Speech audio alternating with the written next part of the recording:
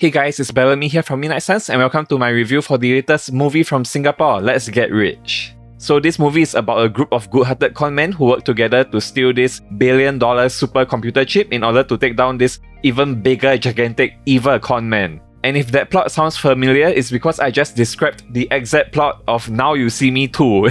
It's literally the exact same plot as this movie, except that this movie doesn't have magicians and it is more of a comedy. So if you look at the poster of this movie, it doesn't look like a Singaporean movie because it's like a fully Taiwanese cast, but there's a reason for that. And the reason why this is done is because they are trying to target the international market, so they are not just going to use local cast and make it very local. Yeah, they are trying to make it more international with the Taiwanese cast. And after watching this movie, I'm actually not too sure if that strategy they chose to hire a Taiwanese cast, whether that will really make this movie do better overseas. I actually feel that having a local cast for this movie might actually make it even better because most of the movie is set in Singapore. And even though the actors are supposed to be like Taiwanese super conmen, I think they could have just easily rewritten it to be a group of Singapore super conmen. And the reason I say that is because some of the characters felt very miscast. Like the actors don't really fit the characters that they are playing. I really feel they could have just gone with a very young local cast or even a younger Taiwanese cast for this movie.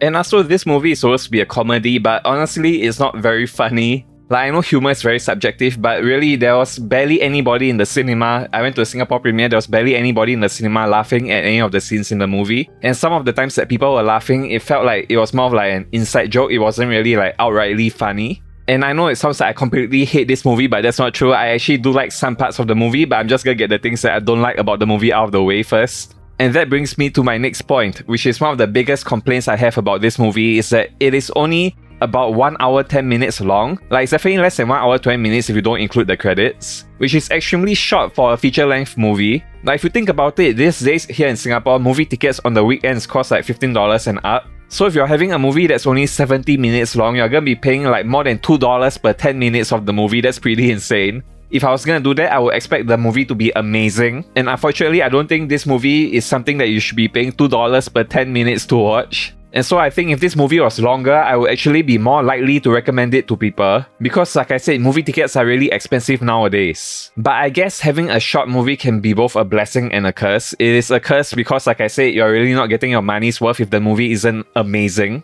But it can also be a blessing because I guess if you really don't like a movie, it can be over faster.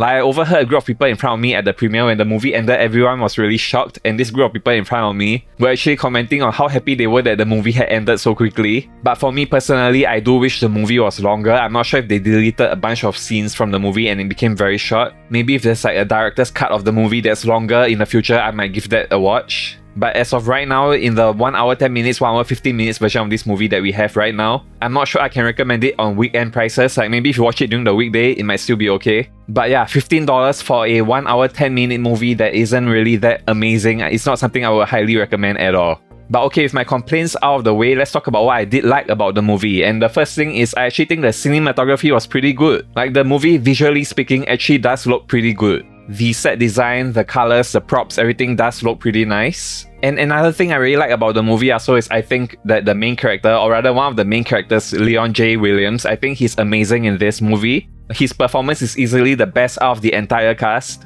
He gives a pretty serious, nuanced performance in this movie. And it's strange to say, but this is a comedy movie where I think the actor who did the best job was someone who wasn't really funny at all. So yeah, I thought his performance was great, and if you are a fan of Leon J. Williams, then I can recommend this movie for you. Like, he's really great in this movie. Except maybe for the last 5 minutes of the movie, he does ham it up. I'm not going to spoil what happens, but the ending of the movie is pretty weird, but I wouldn't blame that on him. I think he did the best with what he was given, and yeah, his performance was overall really good in this movie. But with all of that out of the way, I want to talk about something that is probably, to most people, nitpicking. Like, it's just something that I care about very seriously, and that is professional gaming and just video games in general. And this movie, I felt, did not portray gaming properly at all. Like, there are two characters in this movie. One of them is supposed to be like this huge retro gamer, and the other character is a conman pretending to be another huge retro gamer. And the way these two characters interact with one another is so strange. Like, I've never seen any gamers in real life talk to each other like that, and I'm somebody who has been to dozens of gaming conventions in my life and spoken to thousands of gamers.